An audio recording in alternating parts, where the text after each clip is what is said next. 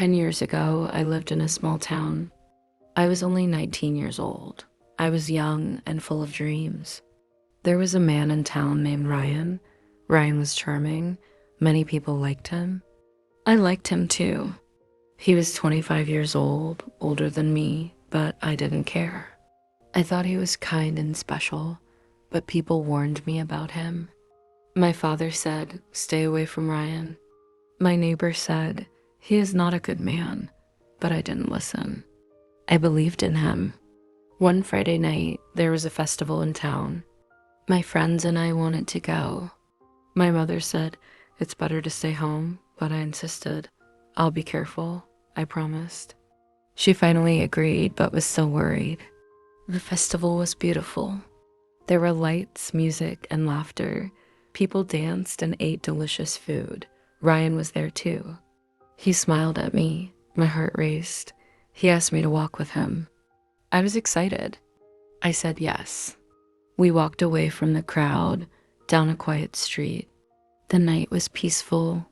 The moon was bright. Everything felt magical. But then Ryan took my hand and led me to a dark alley. I felt uneasy. "Let's go back," I said, but he didn't listen. He stepped closer. I tried to pull away. "Ryan, stop," I said. He didn't like that. His face changed. "Don't be boring," he said. Then he turned away and left me alone in the dark. I was scared. The streets were empty. The wind was cold. I had no choice but to walk home alone. My legs hurt. My heart ached. I reached home, locked my door, and cried. I had been wrong about Ryan. The next day, I told my friend what happened. She sighed. "Ryan always does this," she said. "He hurt me too." I was shocked. "Why didn't you tell me?" I asked. "I thought you knew," she replied. That night, I learned a lesson. I became stronger. I moved on. I stopped thinking about Ryan. 2 years later, I moved to the city. I worked in a small bakery. Every morning, I walked to work. I loved the smell of fresh bread. I loved watching people start their day. One morning, the sky turned gray. Soon, it started to rain. I didn't have an umbrella. I stood under a shop roof, waiting. Suddenly, a man walked toward me. He had a black umbrella. "Need some help?" he asked. I looked at him. He was tall, with kind eyes. He smiled. I nodded. "Thank you," I said. We walked together to the bakery. His name was Ethan.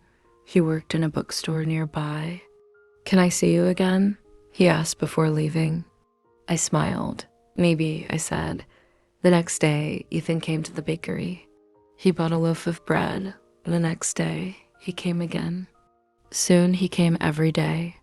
We talked about books, travel, and life. Ethan was funny. He made me laugh. One day, he asked, "Do you want to go for coffee?" I said yes. We went to a small cafe near my bakery. It was warm and cozy. Ethan told me about his family. He had an older brother. He loved to write. He wanted to publish a book. I told him about my life too. I was an only child. My parents lived far away. I missed them sometimes. We started meeting often. We went to the park, to the library, and to museums. I was happy. Months passed and our bond grew stronger. We started taking long evening walks, sometimes sitting by the river, talking about our dreams. Ethan told me about his passion for photography. He loved capturing moments, freezing time through his lens. I shared my love for baking, how I dreamed of opening my own little bakery one day. Ethan always encouraged me. "You'll do it," he said. "I believe in you." One day, he surprised me with a notebook. "Write your dreams here," he said. I opened it, and on the first page, he had written, "The journey begins now." Tears welled in my eyes. No one had ever supported me like this before. I realized that Ethan was different. He wasn't just kind. He was someone who truly cared about my happiness. But one day, Ethan stopped coming. I waited for him. A week passed, then 2 weeks. I felt sad. Where is he? I wondered. I wanted to call him, but I didn't have his number. One evening, it started to rain again. I walked home feeling lonely. Suddenly, I saw a black umbrella. It was Ethan. He was waiting outside my building. My heart jumped. "Where were you?" I asked. "I'm sorry," he said. "I had to take care of my brother. He wasn't well." I smiled. "I'm glad you're back," I said. Ethan held the umbrella over me. "Let's take a walk," he said. We walked in the rain. The city lights shimmered on the wet streets. The air smelled fresh. I felt warm inside. After that, we spent more time together. Ethan made me believe in love again. He was kind and patient. One evening, as we sat by the river, he took my hand. "I want to be with you forever," he said. My heart pounded. Tears filled my eyes. "Me too," I whispered. Years passed. Now I am 29 years old. Ethan and I are married. We live in a small house with a garden. I finally opened my bakery, and Ethan published his first photography book. Life is beautiful.